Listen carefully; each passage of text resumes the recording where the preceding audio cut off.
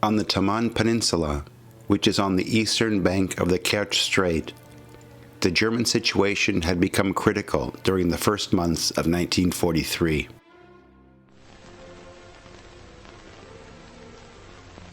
This combat footage showing a German crew escaping their hit tank fits in well with part 4 of the series, Leaving the Caucasus. An der Kaukasusfront.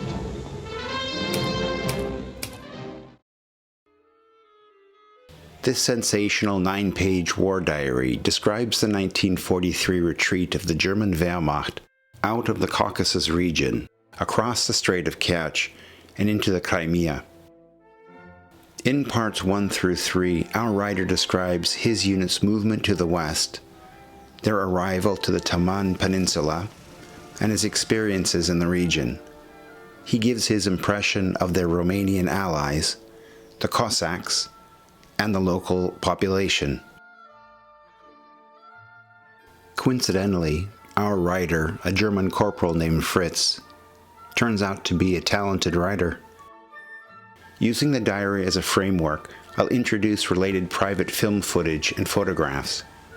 If you like this kind of content put together using primary historical sources, please like the video and subscribe to the channel. You won't be disappointed, I promise. In part 3 of this series, during the first week in March 1943, Fritz described how his column had stopped in a field for the night. He continues, Im Laufe des Abends sind immer mehr Fahrzeuge. As the evening continues, more vehicles arrive. Soon hundreds of them are all packed in together in a 1 square kilometer area. Vehicles as far as the eye can see. In the summer, such a bivouac out in the open can be quite nice, but now? In addition to being so densely parked, it starts to rain. We hope that it will soon stop because if it doesn't, no vehicle will be able to leave until it dries. Our water supply is a problem. Water used for cooking must be carried 2 kilometers. There's no water for washing. It's like in Africa, but instead of the heat, there's an uncomfortable wet cold. With a 1/4 cup of coffee, I'm able to shave, which is about all I can offer to cleanliness right now.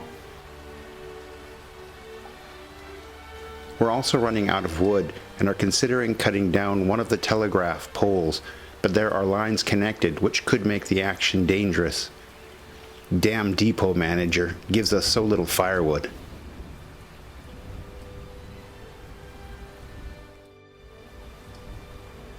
A new day, but unfortunately the weather hasn't changed.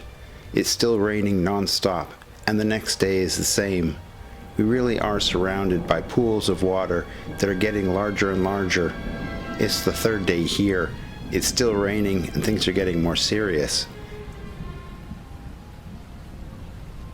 Carl and I are ordered to cut down a telegraph mast to keep it out of enemy hands. We can see the mast in the distance supported by 2 wooden planks, and we head off armed with a saw. The mast is made of oak, and cutting it down is incredibly difficult. The cut supports are really heavy, but we manage to drag them back towards our position. This 1943 footage shows German soldiers carrying out the official scorched earth policy that intended to leave nothing of use to the advancing Soviet armies. Fritz describes his small part in this policy, and on a personal level, is clearly most interested in the firewood that can be gained.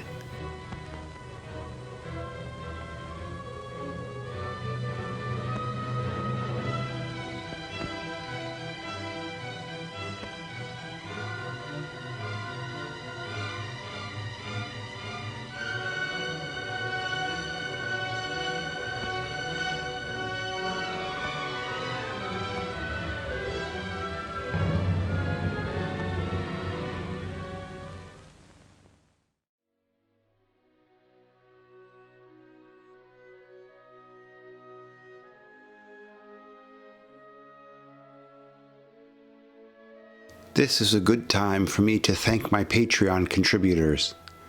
Without their support, buying these sources wouldn't be possible. Patreon members get access to exclusive footage that can't be shown here.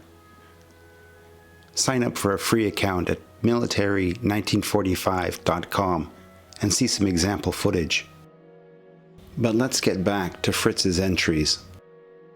Unterwegs sahen wir einen ausgeschlachteten. On the way back, we come across a shot-up German truck to the side of the road.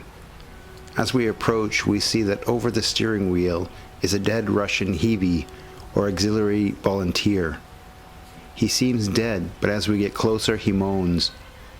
It's an unbelievably sad sight. The small man without boots in the cold and rain. He can't stay here, he'd just freeze. We stop a passing truck and explain the situation to those inside. They say that they'll go to the neighboring town and let the Russian field police know so that they can come and take care of him. At the end of this video, I'll show an interesting clip of Hiwis and say a few words, so stick around. Back with our comrades, we all jump to work cutting up the large supports. It's going to be a cold night.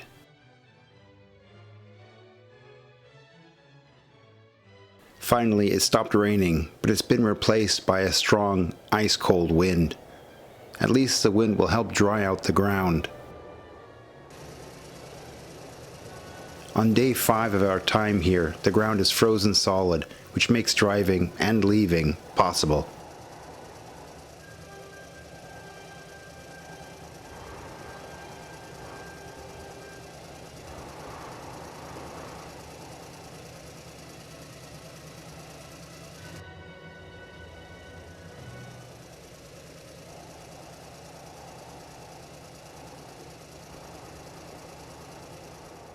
And now, here's the final film clip that I spoke about.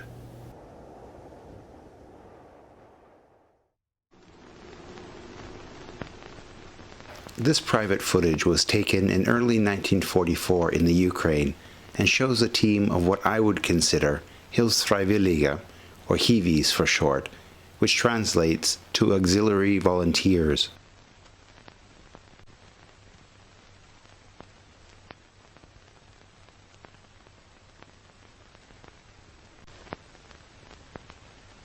The footage is somewhat baffling because by 1944 a majority of the Eastern Front was in retreat and most effort was being put into the destruction of the infrastructure and not the building of it.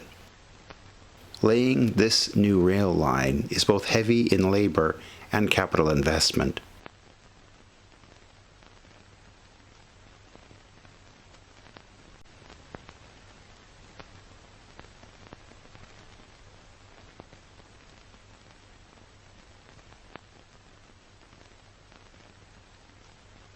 The workers seem skilled and organized, as if they have plenty of experience doing this.